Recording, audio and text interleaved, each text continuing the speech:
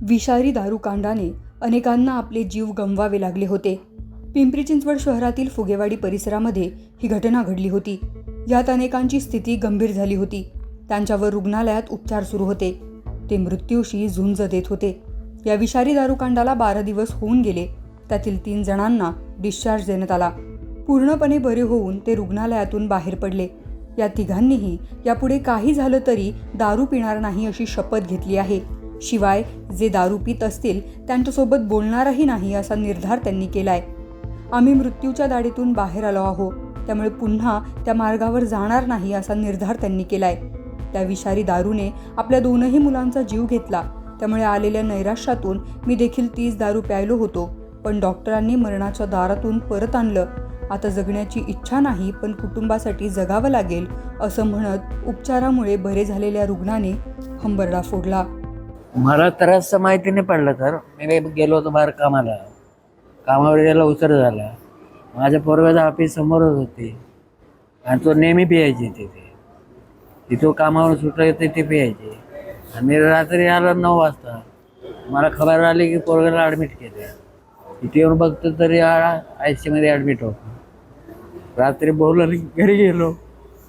सकाळी खबर आली गेलं म्हणून त्याचं बघा मोठं बी गेलं. हे की तुम्ही विनंती करतो सरकारला, या विषारीला जणांनी उठून फेका. ही विषारी ठेवूच नको. आज मी मस्त बोलीन, येऊ नको रे. उद्या काय बोलायला माझ्या पैशाची बी त्याच्यापुढे मी काय करू नाही शकत. मी सरकारला विनंती करतो, या विषारीला जणांनी उठून फेका. एवढी माझा इच्छा आहे. आपले सख्खे मित्र विषारी दारू प्यायल्याने गेले. आज आम्हीही मेलो असतो, मात्र डॉक्टरांनी वाचवलं असं म्हणून बरे झालेल्या या 3ही रुग्णांनी आपली आपबीती सांगत भविष्यात दारू पिणार नसल्याचा निर्धार केला.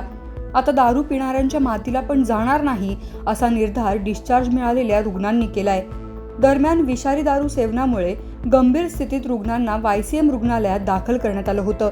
रुग्णालयात दाखल होताच तज्ज्ञ डॉक्टरांच्या मार्गदर्शनाखाली उपचार सुरू करण्यात आले. तसेच आवश्यक वैद्यकीय चाचण्या, औषधोपचार आणि विशेष निगा पुरवण्यात आली. रुग्णांच्या नातेवाईकांनाही वेळोवेळी आवश्यक ते सहकार्य व मार्गदर्शन करण्यात आले. तज्ज्ञ डॉक्टर, प्रशिक्षित वैद्यकीय कर्मचारी आणि आवश्यक औषधोपचार यांच्या मदतीने रुग्णांच्या प्रकृतीत लक्षणीय सुधारणा झाली. या रुग्णांच्या उपचार प्रक्रियेत YCM रुग्णालयाच्या मेडिसिन विभागाने अत्यंत महत्त्वपूर्ण भूमिका बजावली. विभागातील अनुभवी डॉक्टरांनी रुग्णांच्या प्रकृतीवर बारकाईने लक्ष ठेवत आवश्यक उपचार पद्धतींचा अवलंब केला, ज्यामुळे आता सर्व रुग्णांची प्रकृती स्थिर झाली असून ते पूर्णपणे बरे होऊन निरोगी अवस्थेत घरी परतले आहेत. 28 तारखेला हा घटनाक्रम सुरू झाला, साधारण संध्याकाळी रात्रीच्या दरम्यान. आणि त्या दरम्यान आले त्यावेळेस याच्याविषयीची माहिती आमच्या डॉक्टरांना नव्हती की हा विषारी दारूचा सेवनाचा प्रकार आहे आणि त्याच्यातनं हे पूर्ण परिस्थिती उद्भवलेली आहे. कालांतराने जेव्हा काही पत्रकार मित्र आहेत त्यांनी फोन केल्यानंतर बॅकएंडला आपण चौकशी सुरू केली की असं कोणी आलेलं आहे. आणि त्याच्यानंतर कळालं की हो, असे डायरेक्टली मृत्युमुखी होऊन 2 जण आपल्याकडं आले होते आणि 2 जण भरती झाले. आणि त्यानंतर ICUमध्ये आणि त्या दोघांची ट्रीटमेंट आपण ICUमध्ये सुरू केली होती. अनफॉर्च्युनेटली त्याच्यानंतर आणखीन 2 जण आले आणि ते 3-4 जण जे आहेत बहुतेक उशिरा आल्या कारणाने आपण त्यांना वाचवू शकलो नाही.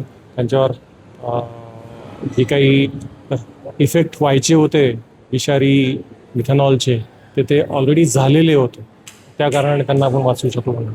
पण त्याच्यानंतर जे काही आपल्याकडं रुग्ण आले होते त्याच्यानंतर अजून 5 जण आपल्याकडे आले आणि त्या 5 पैकी आपण या 3घांना आपण वाचवू शकलो. त्याच्यामधनं उपचार पद्धतीमध्ये विशेषतः हिमोडायलिसिस हे आपल्याकडे उपलब्ध आहे.